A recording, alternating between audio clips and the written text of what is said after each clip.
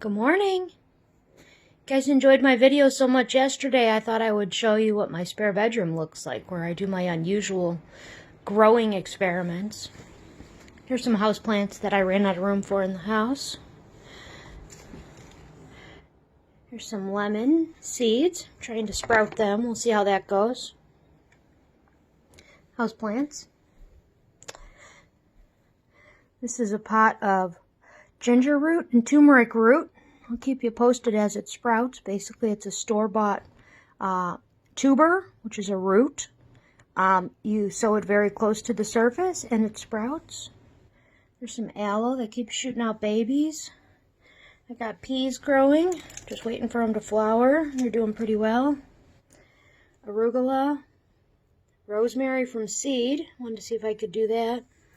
There's some amaranth. Those are going to get 10 foot tall. There's some hardy hibiscus. Those are going to be winter hardy, those little tiny plants. 4 foot by 4 foot. I got all kinds of stuff growing in here. You can see I numbered them. And all I do is take quality potting soil and line the rows. And then I'll take like a seed packet, right? And I'll put this as row number 4. This is row number 3. This is row number 2. This is row number 1. These are from all different places. This one I think is from Ray. Thanks, Ray. The loofah is from the WNY Seed Library.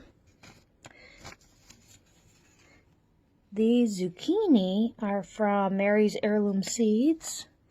And this is an old packet of seeds I've had forever. I don't even know where I got it from. And I just thought I'd try and grow these this year.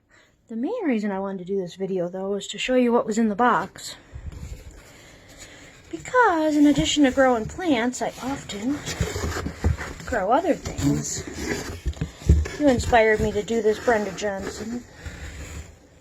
What? Here's my little friend, a wildlife rehabber. This little cutie.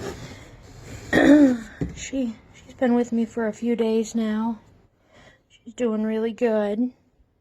She's ready for some breakfast. But, yeah.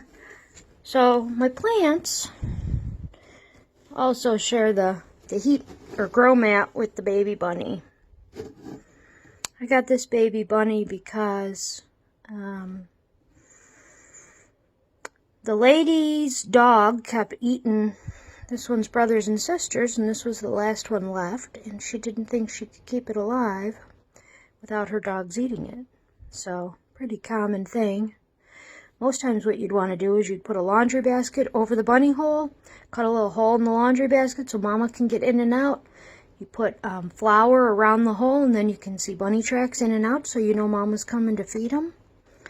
Put a couple bricks on top of the laundry basket to hold it down so it don't blow over. Keep your dogs and nosy neighbor cats out of it.